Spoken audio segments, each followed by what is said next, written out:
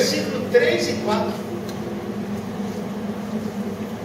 Ali um pouquinho antes do Apocalipse está a carta de Judas. Versículo 3 e o 4, porque só tem um capítulo. Então não precisa falar capítulo 1. Só tem um capítulo. Judas, versículo 3 e 4.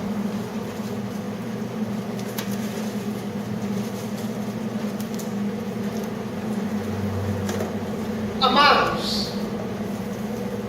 quando empregava toda a diligência em escrever-vos acerca da nossa comum salvação, foi que me senti obrigado a corresponder-me convosco, exortando-vos a batalhardes diligentemente pela fé que uma vez por todas foi entregue aos santos. Pois certos indivíduos se introduziram com dissimulação, os quais, desde muito, foram antecipadamente pronunciados para esta condenação, homens ímpios, que transformam em libertinagem a graça de nosso Deus, e negam o nosso único soberano e Senhor Jesus Cristo. Batalhar pela fé. Está aí o texto. Judas, que não é aquele que se suicidou, aquele lá é o Judas Iscariotes. Esse aqui é o próprio irmão do Senhor, Judas, que escreveu essa carta. É o Judas, irmão do Senhor. E ele fala aqui que na época dele, a igreja estava passando por um perrengue. Indivíduos, alguma tradução aí deve falar falsos mestres, falsos profetas, alguma tradução fala? Falsos profetas? Ou os irmãos nem acharam o texto? Hã? Acabou de achar? Judas, versículo 3 e 4. Alguma tradução vai falar falsos profetas se introduziram na igreja, de forma que o cuidado de Judas em escrever é para que a igreja batalhasse pela fé, lutasse pela fé. Nós, irmãos, não temos às vezes vivido a mesma experiência daquela igreja. Talvez o nosso problema aqui não seja que falso profeta está entrando dentro da igreja. Talvez não seja esse.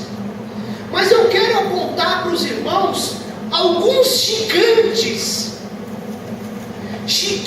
barreiras que têm desafiado a nossa fé. Quero apontar para os irmãos.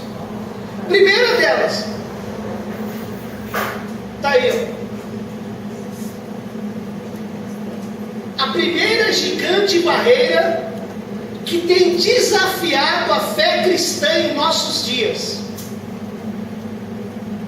Alguém consegue discernir qual seria essa gigante barreira? Olhando para esta imagem, fica à vontade.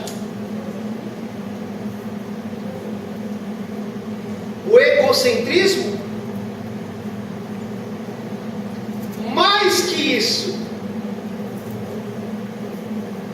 o antropocentrismo. Pastor, que palavrão é esse? O egocentrismo é quando você se coloca no centro. O antro é homem. Antropocentrismo é quando o homem é colocado no centro. É isso que nós temos visto em nosso dia. O homem tem sido divinizado. O homem tem tem sido colocado no lugar de Deus. Nós temos acompanhado isso, irmãos. Se tem uma batalha pela qual a igreja precisa lutar, é contra o próprio homem, que tem se colocado no lugar de Deus. E é isso que nós chamamos de antropocentrismo. Antro vem do grego, homem. Deus tem sido destronado, tirado do trono, e o homem tem sido colocado lá. Temos visto isso nas religiões, irmãos. Temos pessoas que têm ocupado certos lugares das religiões no próprio lugar de Deus. Deus chegou ao cúmulo agora de ter que obedecer à ordem de certos homens. Certos homens que têm se colocado no lugar de Deus, dão ordem para Deus. Eu determino, eu decreto. O que tem acontecido nos nossos dias? Se o próprio Deus, lá em Filipenses capítulo 2, versículo 9 até o 11, fala que o Senhor Jesus abriu mão da glória do próprio Pai para estar aqui conosco. Ele nos deu exemplo de que existe um Deus no céu, existe um ser que governa. Deus continua no centro de tudo, irmãos. Deus jamais abriu mão da sua autoridade para qualquer homem.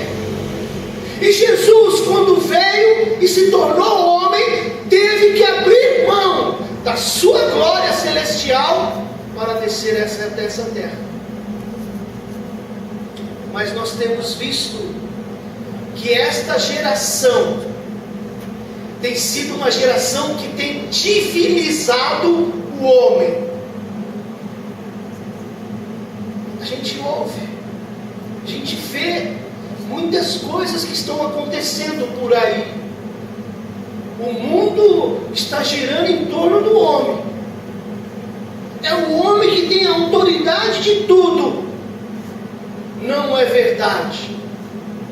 Nós precisamos batalhar pela fé. E a minha fé não diz que é o homem que está no centro, mas a minha fé diz que é Deus que está no centro. Amém. Vamos ver uma segunda gigante barreira que tem desafiado a fé cristã nos nossos dias.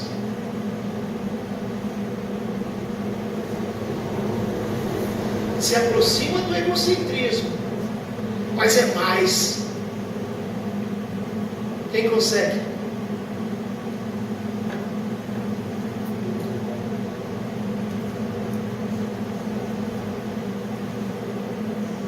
O individualismo. Irmãos, nunca na história se produziu tanto alimento como nos nossos dias. A tecnologia tem avançado nos campos, na agricultura, mas nunca se faltou tanto alimento na mesa das pessoas. Se tem tanto alimento, por que tem tanta gente passando fome, Francisco? Para alguém ter, alguém teve que trabalhar.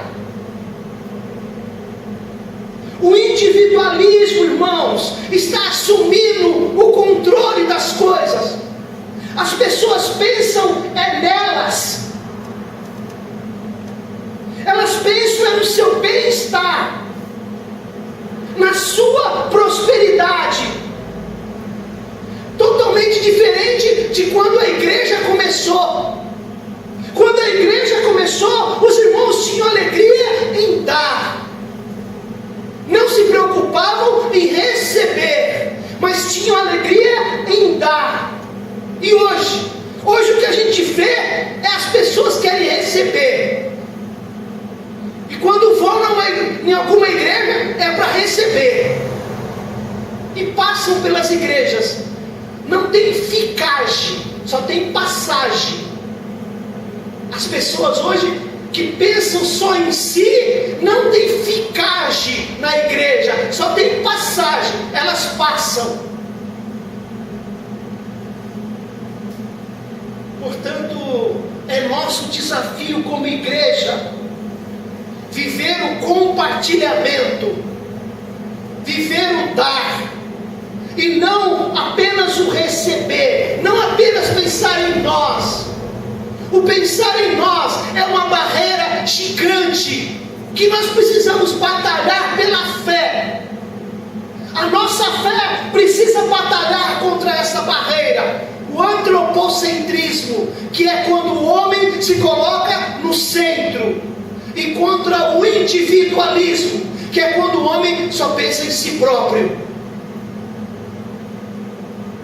Tiago capítulo 2, versículo 17, fala que a fé, se não tiver obras, ela é morta em si mesma. A fé é para ser exercitada, e exercitada, pensa-se numa outra ponta. Precisamos exercitar a fé com alguém, e não conosco mesmo, porque aí nós caímos no individualismo. Terceira gigante barreira que está atacando a igreja hoje, e nós temos que batalhar pela fé. Tá aí, a irmã já se antecipou.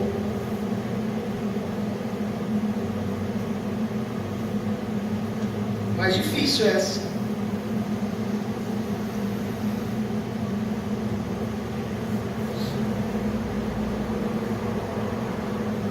Esse é um movimento filosófico dos nossos dias chamado hedonismo.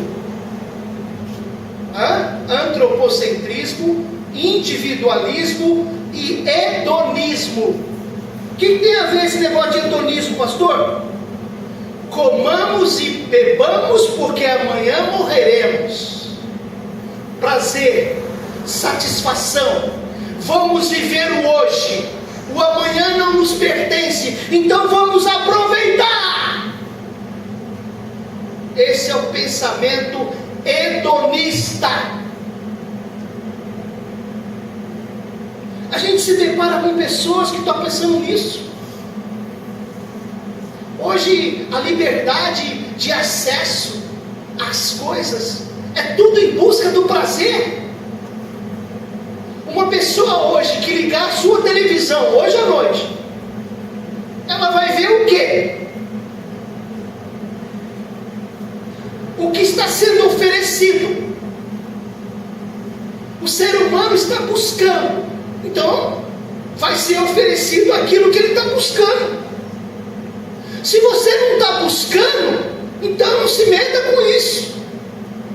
A busca pelo prazer desenfreado, a busca pela satisfação. Aquela imagem ali dá essa ideia. Aquele camarada deitado ali na banheira, quase nem cabe na banheira. Veja que em cima da barriga dele tem um monte de coisa lá para ele comer e se prazerar à vontade. Aquela foto ali, ó, aquelas 3 pessoas ali, estão retratando isso. O que importa é o que me agrada, o que importa é o que me dá prazer. Esse é o pensamento hedonista. É isso que importa. E nós precisamos batalhar pela fé, porque o que me dá prazer é aquilo que está no Salmo 1. Bem-aventurado o varão que não anda segundo o conselho dos ímpios, nem se detém na roda dos pecadores, antes medita na lei do Senhor. Antes o seu prazer está na lei do Senhor. Somos desafiados a pôr o nosso prazer na palavra de Deus, e não como os hedonistas. a pôr o prazer nas coisas, nas pessoas.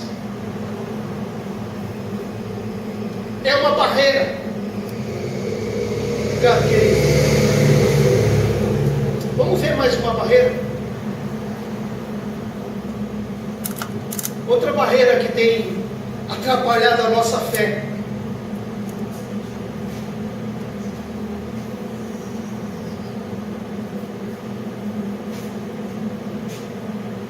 Tipo uma cadeira, de um lado está escrito verdade, e do outro lado está escrito mentira. Naquele óculos, a mesma coisa tem duas imagens. E tem ali os dedos apontando para várias direções. Relativismo é um outro pensamento que está nos nossos dias. O que é que diz esse pensamento? Todo certo tem um pouco de errado, e todo errado tem um pouco de certo. Filósofo Hegel é o mentor dessa ideia. A verdade não existe absoluta. A verdade depende do seu ponto de vista. Por isso que lá, para um, a verdade está nessa direção, e o outro está para lá, e o outro está para baixo. Cada um tem um pensamento, é relativo. A verdade é algo relativo. Por isso que chama-se relativismo. Segundo o relativismo, não existe verdade absoluta. Não existe um padrão do que é certo e do que é errado. A irmã leu aqui no texto de missões: eu sou esperança às nações. O texto é Jesus dizendo: eu sou o caminho, eu sou a verdade, eu sou a vida. Isso é absoluto. Isso não é relativo. Jesus não disse: eu sou um caminho. Ele não disse: eu sou uma verdade. Ele não disse: eu sou uma vida. Não, ele disse: eu sou o caminho. Ou seja, não tem outro caminho fora de mim. Já o relativismo, ele nega a verdade absoluta. Bom, não é bem isso que eu entendo. Isso aí é opinião sua. Se para você está dizendo isso, para mim está dizendo outra coisa. Seria a Bíblia relativa? Onde cada um pode apontar um caminho? Não. A verdade, ela é absoluta. E hoje nós precisamos batalhar pela fé. Por quê? Porque estão querendo introduzir na igreja de Jesus Cristo o relativismo. Nós vamos estar falando nas manhãs de domingo a respeito da defesa da fé. E um dos pontos que nós vamos falar é a respeito daquilo que está atacando as igrejas hoje. Vamos falar, por exemplo, sobre o aborto. Hoje, no mundo, é uma verdade relativa. Alguns países é permitido, outros não é. Seria pecado, não é pecado. Vamos falar, por exemplo, a respeito do homossexualismo. As igrejas têm que aceitar a pessoa como ela é. Nós vamos falar sobre aquilo que aí fora é relativo, mas nós precisamos batalhar pela fé, irmãos, a defender a nossa fé, irmãos. Judas fala aqui no versículo 3, batalhando pela fé, irmãos. outro gigante. Volta aí um pouquinho.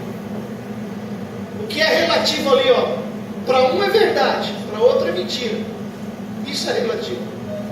Por isso que eu coloquei verdade e mentira. Um está vendo a árvore toda cheia de folhagem, o outro está vendo ela seca. A mesma árvore. Depende do olho da pessoa.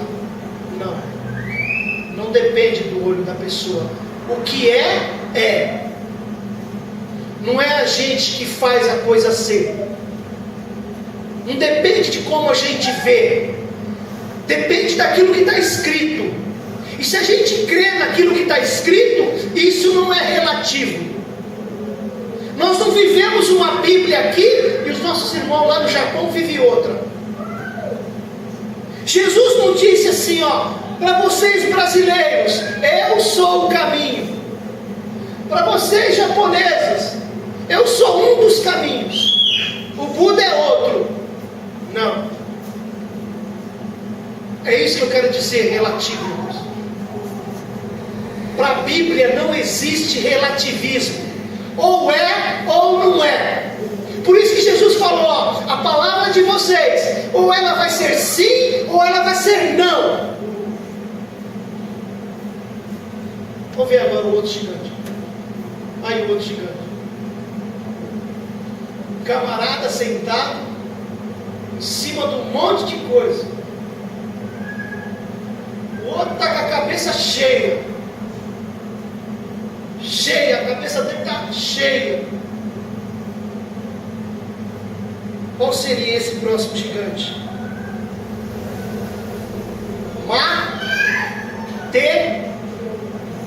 Materialismo.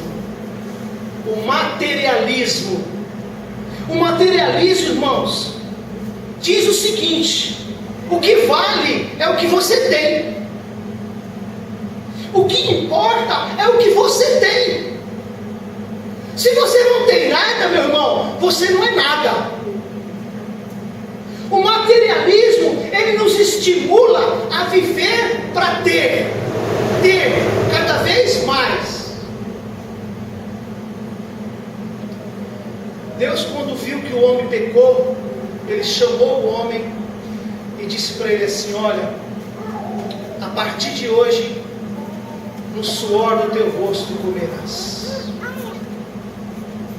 O materialismo é muito pouco. Só comer no suor do rosto, eu quero mais. Eu quero ter mais. Enquanto que a fé diz que é ser, o materialismo diz que é ter.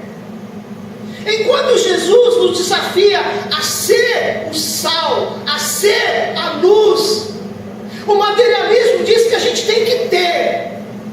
Quando Jesus se encontrou com aquele jovem rico, Mateus capítulo 19, ele, a princípio, até quis aceitar Jesus. Ele vem até Jesus, né, ele faz aquela pergunta clássica: bom mestre, o que eu farei para ter a vida eterna? Jesus falou: ó, você vai precisar abrir mão disso.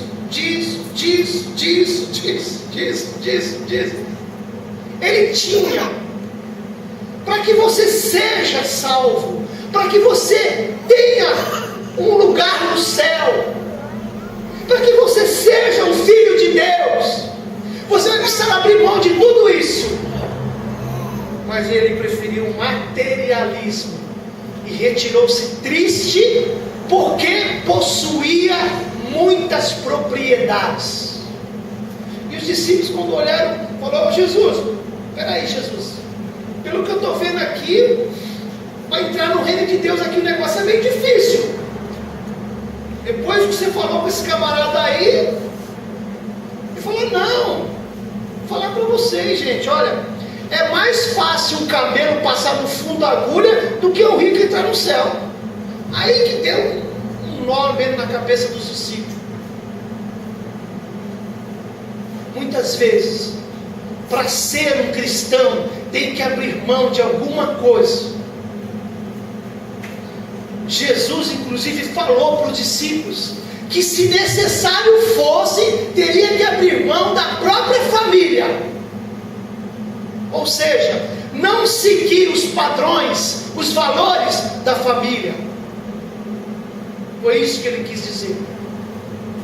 Já em Lucas 19, olha, Mateus 19, o exemplo do materialista. Lucas 19, o exemplo do cristão.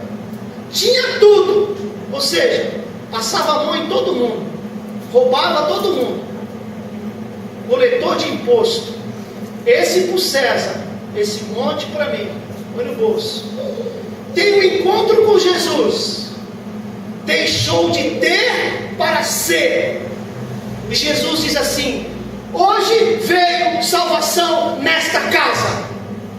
Porque esse camarada chamado Zaqueu, ele era um materialista, mas ele deixou tudo por minha causa.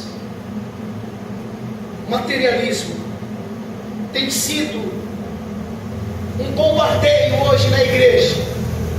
Para isso estão aí, irmãos, as teologias. A teologia triunfalista, já ouviu falar? É aquela que é parceira da teologia da prosperidade. E o cristão, ele tem que triunfar sobre tudo e todos. O cristão não pode estar no final da fila, ele tem que ser o primeiro da fila.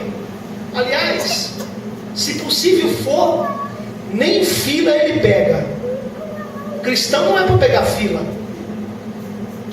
Isso diz a teologia do triunfalista, que é a mesma teologia da prosperidade.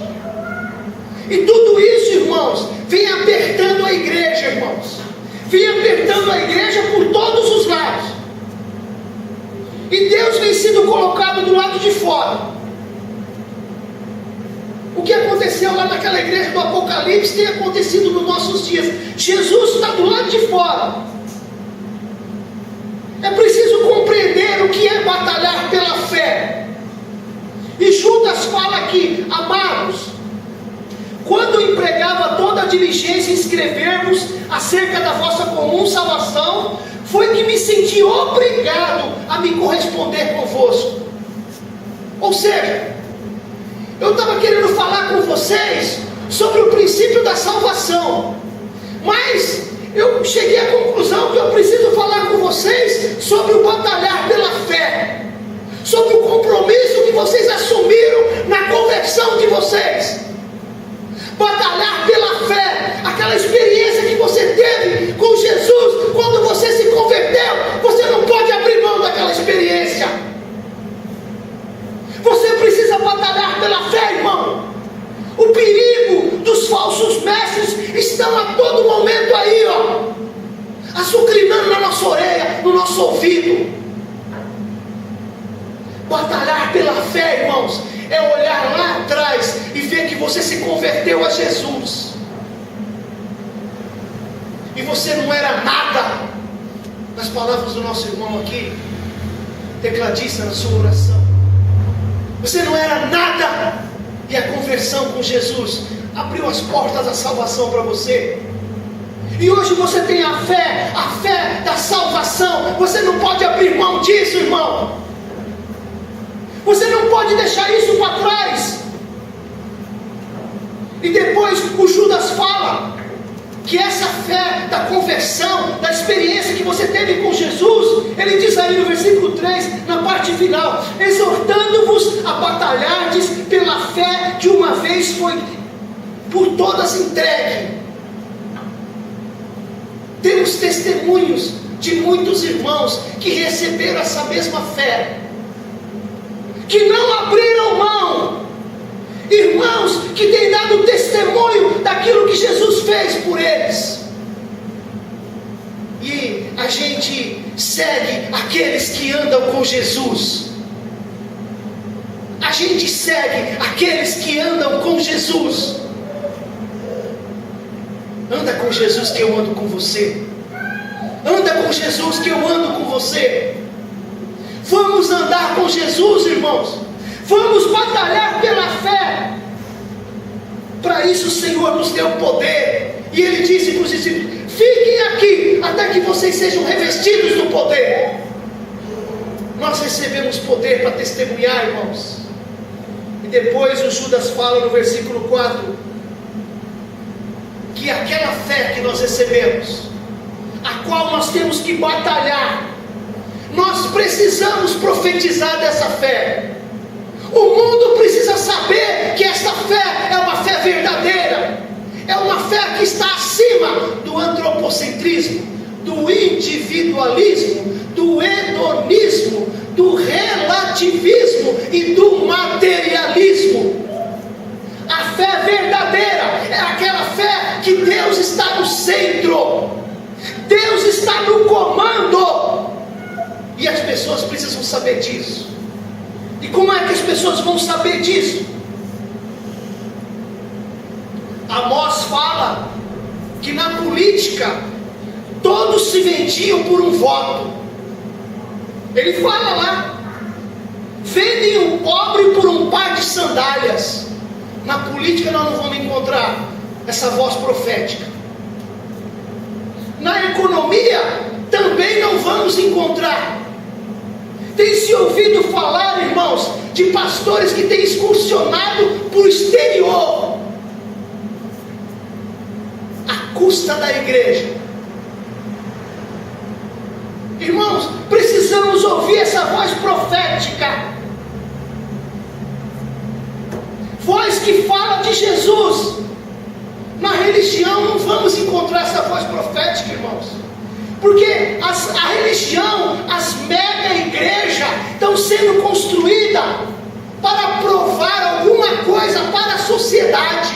São templos enormes que as pessoas têm até medo de entrar dentro desses templos. Tem se colocado dentro dos templos tanta parafernálias. É o altar de não sei o que, é não sei o que, as pessoas têm que passar por baixo. Não é na religião que nós vamos encontrar essa voz profética, irmãos. Essa voz profética, quem vai dar ela para nós é o Espírito Santo, irmãos. Foi para isso que Ele veio. Ele veio para usar a igreja, irmãos. O que está faltando para nós é isso, é o Espírito Santo, irmãos.